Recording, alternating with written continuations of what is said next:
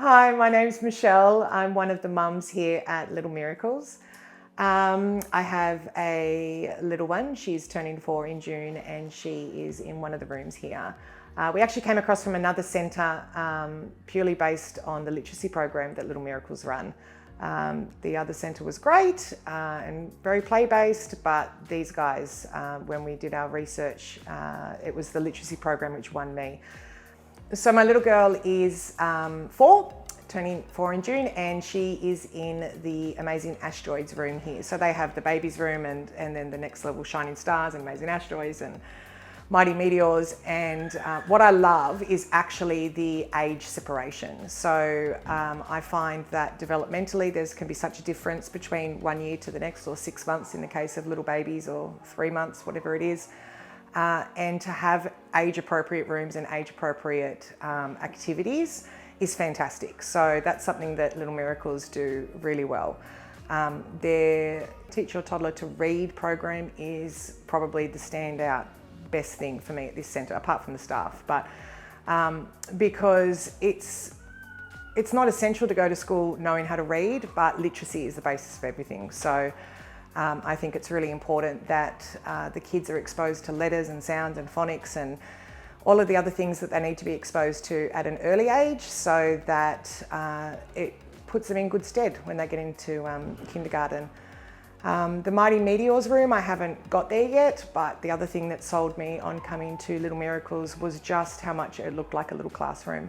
So there was plenty of space for the toddlers to play, or there is plenty of space for the toddlers to play, stretch their legs and do all of that. But quite literally, as a teacher in training, I looked at that room and went, oh my gosh, this is what my classroom is going to look like.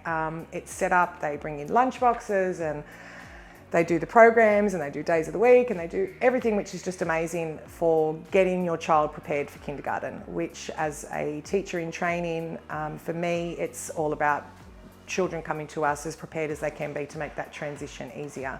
So at Little Miracles Niagara Park, there's like up to 10,000 staff, and I don't know all of their names, but they all know mine. So they all know my husband's name, and they know my son's name. I said, you know, it's just crazy. They actually just know us.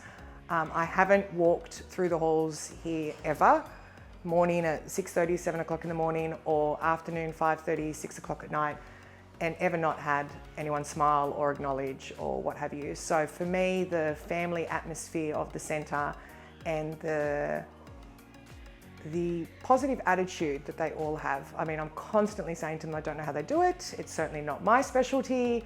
I am blessed that they have my little girl and that they look after her so well and they make her feel like she's at home, but she's actually having way more fun than I could give her at home. Like I said, you walk in and the staff know you, they know your child, they know what her likes are, her dislikes. Every afternoon I'm told she's had a fantastic day, and usually I'm like, are you serious? She had 17 tanties this morning.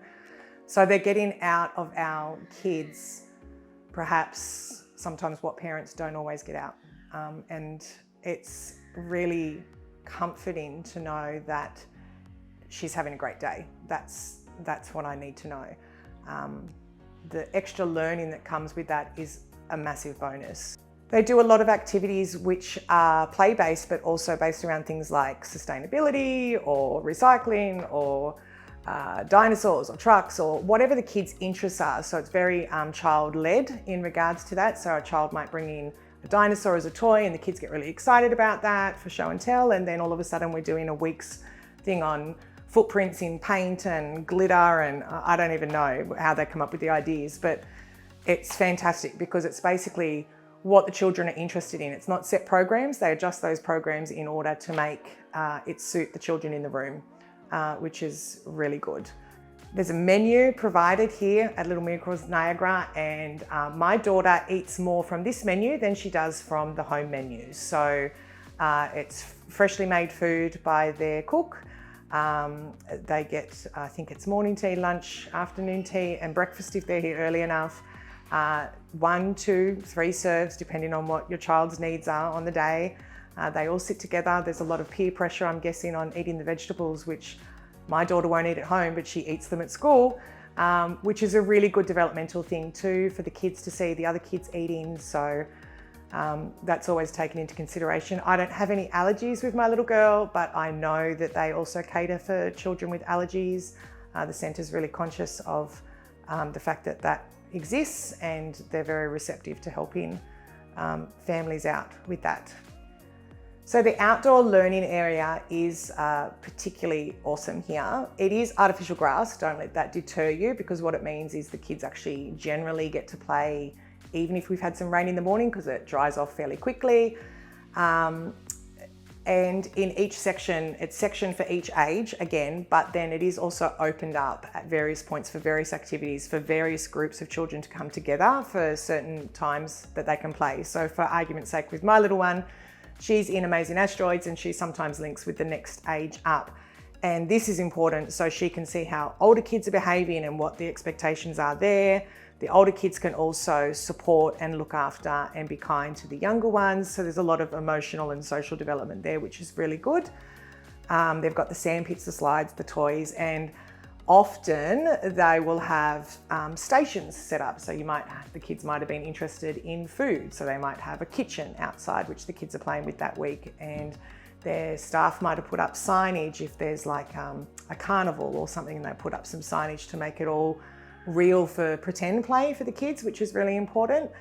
The veranda is huge. So when we've had recently, I don't know when this video goes up, but when we had recently 4 months of rain, it didn't mean the children were stuck inside the entire time, or the educators for that matter. They were able to go out on this big veranda and actually still be able to get a bit of outside, even though obviously it was pouring with rain. So that's another huge benefit. So the children come in and it's quite routine for them in the morning, which is important. So they all combine together for the breakfast room, and then as more staff get here, they all separate into their age preferred rooms. And then they go through their morning routine depending on age. So for my little one, it's sitting down, all the things like cross your legs and ears turned on, and all of what she tells me, all of the little things she has to say. And then they go through what day of the week it is and what's the weather like, and they come up and they move things around the whiteboard. It's very structured in that regard for the children which need that structure, but for children which perhaps that morning aren't having a great day, they'll go and do something else. What is always out from what I've seen is their Teach Your Toddler to Read literacy board, which you do get when you join the centre. And it's a magnetic board with the letters of the alphabet on it. And for those people who don't know much about phonics, the idea is we're teaching them the sounds of the letters. So there is a song and there's a DVD and there's toys, and I could sing you the whole song, but for A, it's ants eat the apple, So we're looking at the sound and how you pronounce it, the phonics of it initially. My daughter's now got to the stage where she has this board at home, it's in a prominent space, and she plays with it every single day. But instead of just doing the song, which she was doing at the start and going from A to Z, now she sort of challenges herself by sort of saying, you know, mummy, and other words, but she gets the sound. So you can see where her phonics is developing. And just recently, she started challenging herself again with the phonics board or the alphabet. And she's actually learning the letters of the alphabet. Then she's doing the phonics, and then she's doing a word. So, and she's not quite yet 4. So there's a lot to be said on that. The educators also use this with all of their other activities. There's an app that we have, and daily, maybe an exception where it gets posted the next day, but you will get daily feedback on what your child's doing. Now, it might be group feedback as opposed to individual feedback, but if your child has said something particularly creative, it's often in the blurb, and the blurbs are long. Like, they've put some time and effort into these, just explaining how it works in with the curriculum that the centre runs on, as well as how it works in with what they're doing. So, and there's usually 10, 15 photos attached to that. So that's really nice, because when you're at work or study or what you're doing for the day, it's nice to get the notification and you can see that your little one is having a fantastic day. So the literacy program for me is probably one of the best things Little Miracles have to offer.